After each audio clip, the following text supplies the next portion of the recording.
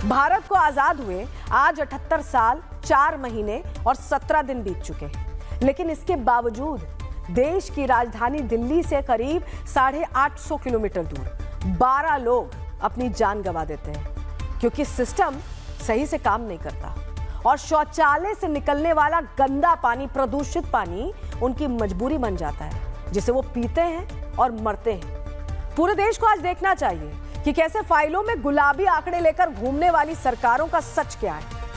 ये आज देश की सबसे बड़ी खबर है कि 15 दिन से भागीरथपुरा के लोग टॉयलेट वाला गंदा पानी पीने को मजबूर थे और इस मजबूरी से उनकी मौत हो गई। सोचिए कितनी बड़ी यह लापरवाही है। और आपको ये तस्वीर जो हम दिखा रहे हैं इसे गौर से देखिएगा। आज ये बच्ची अपनी जिंदगी की जंग हार चुकी है, लेकिन आज अगर ये जिंदा होती तो सवाल पूछती कि महज 5 महीने की उम्र में सरकार इसके लिए इतना इंतजाम नहीं कर सकी कि वो साफ पानी पी सके। अगर ये बच्ची जिंदा होती तो सरकार से सवाल पूछती कि इसकी जान लेने का अधिकार सिस्टम को किसने दिया। अगर ये बच्ची आज जिंदा होती तो सिस्टम से सवाल पूछती कि क्या इस तरह से हम विकसित भारत की कल्पना करने निकले इस तरह से। लेकिन सिस्टम को डरने की कोई जरूरत नहीं है क्योंकि ये बच्ची सवाल पूछने के लिए अब जिंदा ही नहीं। 10 साल के इंतजार के बाद जिस घर में इस बच्ची ने जन्म लिया, सिस्टम ने 5 महीने में इसकी जान ले ली। लेकिन शर्मिंदगी के पीछे अपना चेहरा छिपाने वालों से हम तो सवाल पूछेंगे। 12 जिंदगियों को दूषित पानी पिलाने वालों की पहचान परेड तो करवाई जाएगी। और अब आप इन सभी नामों को ध्यान से सुनिए जिनकी लापरवाही से इंदौर में मौत का मातम फैला हुआ है। सबसे पहला नाम दिलीप यादव, निगम आयुक्त हैं ये। गंदे पानी की शिकायतें इनके पास आती रहीं, मिलती रहीं, लेकिन इन्होंने अनदेखा किया। पाइपलाइन की टेंडर प्रक्रिया पर नजर इन्होंने नहीं रखी। दूसरा नाम रोहित सिसोनिया, अपर आयुक्त हैं। अगस्त में टेंडर हुए थे, उन्होंने इसे रोक कर रखा। शिकायतों की अनदेखी इन्होंने भी जमकर की।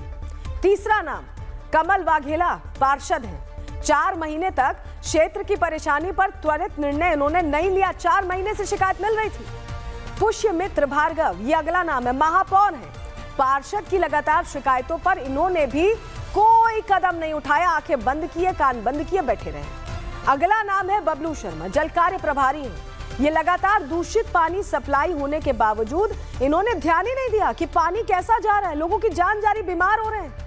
अगला नाम देखिए, संजीव श्रीवास्तव, प्रभारी हैं ये गंदे पानी की शिकायतों पर उसे अनसुना करते रहे, इन्होंने कोई कार्रवाई नहीं की और अब लीकेज खोजने निकले जब घटनाएं हो गई, लोग मर रहे हैं। अगला नाम लिस्ट में है शुभम श्रीवास्तव का, उपयंत्री हैं। दूषित जल का निराकरण करना इनका काम है, लेकिन इन्होंने नहीं किया। अगला नाम किसका? योगेश जोशी, सहायक यंत्री हैं। इंदौर में 311 हेल्पलाइंस पर आने वाली जो जल शिकायतों के अनुसार लीकेज की मरम्मत करना इनका काम था, लेकिन उन्होंने भी अपनी जिम्मेदारी नहीं निभाई। इतने अधिकारी हैं, इतने अधिकारी, जिनमें से अगर एक ने भी जिम्मेदारी समझी होती तो ना वो बच्ची मरी होती, ना 12 लोगों की जान गई। जिम्मेदार अपनी जिम्मेदारियों से सिर्फ भागे नहीं, बल्कि उन्होंने जनता का मजाक भी बनाया। ये जो तस्वीर दिखा रहे हैं हम आपको, जब भागीरथपुरा के लोग गंदा पानी पीकर अपनी जान दे रहे थे, तब इसी इलाके के पार्षद कमल वाघेला झूला झूल रहे थे। शिकायतें मिल रही थी, लेकिन वो बिजी थे। वहीं जल कार्य प्रभारी बबलू शर्मा एक पार्टी में खाना परोस रहे थे। ये वो जनप्रतिनिधि हैं जिन पर जनता विश्वास करती है कि आपके दुख दर्द में आपकी सहायता करेंगे, लेकिन यहाँ तो उलट है। दुख दर्द देने वाले यही हैं और मदद करना ये अपना काम नहीं समझते हैं। और यही वजह है कि आज आपने ही विधानसभा क्षेत्र में विधायक कैलाश विजयवर्गीय को इस बात का भी कंफ्यूजन है कि उनके इलाके में दूषित पानी पीने से कितने लोगों की मौत हुई उन्हें पता ही नहीं है। वो कह रहे हैं कि मैं कंफ्यूज हूं, मुझे लगता है कि मरने वालों का आंकड़ा 4 है। आप बयान सुनेंगे, आप हैरान रह जाएंगे, उनको यही नहीं पता है, लोगों की जाने जा रही, आंकड़े नहीं पता साहब को। सुनिए आप। सर डेथ का आंकड़ा अभी तक क्या है? वही मैं अभी कन्फ्यूज़न में हूँ क्योंकि सरकारी आंकड़ा अभी भी 4 है, क्योंकि मैं उधर भागीरथपुर में जब घूम के आया तो वहाँ पर 8 हो गया।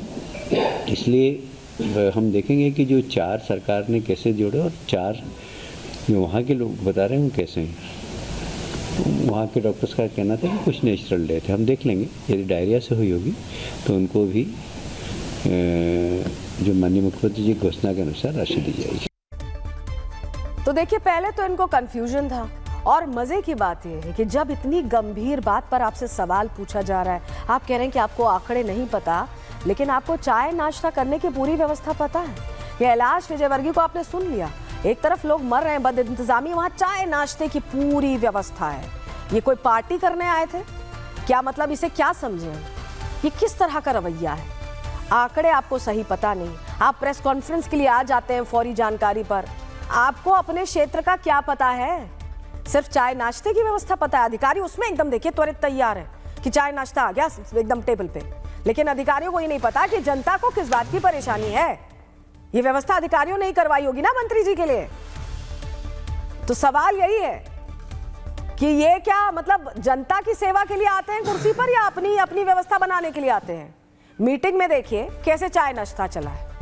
इनको सोचना चाहिए था। इस तरह की स्थिति में भी जलपान चल रहा है, आंकड़ों को लेकर कोई जानकारी नहीं, कार्रवाई के नाम पर कहा जा रहा है अब होगी कार्रवाई जब मौतें हो गई। और देखिए, इंदौर में घटना को लेकर लोगों के मन में एक भ्रम फैलाया जा रहा है कि ये तो एक हादसा है, कोई मर्डर नहीं है, इस पर इतना हंगामा किया जा रहा है। लेकिन ये बात कहने वालों का कंफ्यूजन भी आज हम दूर कर देते हैं। जरा समझिए, हादसा क्या होता है? एक अनपेक्षित और अनियोजित घटना होती जो अचानक हो जाए, लेकिन हत्या एक आपराधिक कृत्य है। हादसा बिना किसी मानवीय इरादे या साजिश के होता है, वहीं हत्या में एक व्यक्ति जानबूझकर ऐसा कृत्य करता है जिससे हत्या हो जाती है। किसी हादसे को कानून में दुर्घटना माना जाता है, तो वहीं एक मर्डर में कानून के तहत इसकी विवेचना होती है। हादसे में आपराधिक इरादा नहीं होता, तो वहीं हत्या में इरादतन और गैर इरादतन दोनों मामले होते हैं। अब आप ये इरादतन और गैर इरादतन को इसी से जोड़ लीजिए, क्योंकि इस मामले में हो सकता है कि अधिकारियों को लगा कि ऐसा कुछ नहीं होगा, गैर इरादतन हो, लेकिन हत्या हुई है। उन लोगों की हत्या हुई है जिन्होंने वो पानी पिया और किसी ने सुना नहीं है शिकायतों के बाद। अब आप पूरी बात को समझिए, यह हादसा नहीं है बल्कि गैर इरादतन हत्या का पूरा मामला बनता है, जहां जिम्मेदारों की लापरवाही ने लोगों की जान ले ली है। लेकिन जनप्रतिनिधियों को इस बात से ज्यादा फर्क नहीं पड़ता, क्योंकि उनका क्या ही बिगाड़ लेगा। उन्हें इस बात की गलतफहमी हो चुकी है कि आम जनता उनका क्या ही कर सकती है। और यही वजह है कि मध्य प्रदेश सरकार में मंत्री और घटना वाले क्षेत्र से विधायक कैलाश विजयवर्गीय कह रहे हैं कि जो बीमार है उनका मुफ्त इलाज हो रहा है। परेशानी क्या? मतलब मुफ्त इलाज दे दिया, पता नहीं क्या दे दिया। सुनिए आप जरा।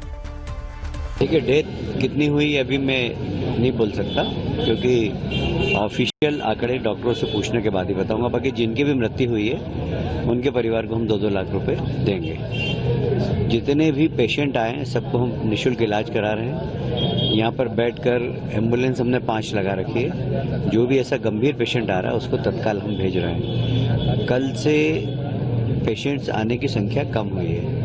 अभी तक कल से रात भर में अभी तक 60 पेशेंट आए हैं, जिसमें से आधे से ज़्यादा को प्राथमिक इलाज करवाकर उनको वापस कर दिया है। कैलाश विजयवर्गीय कहते हैं कि मुफ्त इलाज तो हो रहा है, फिर हंगामा क्यों?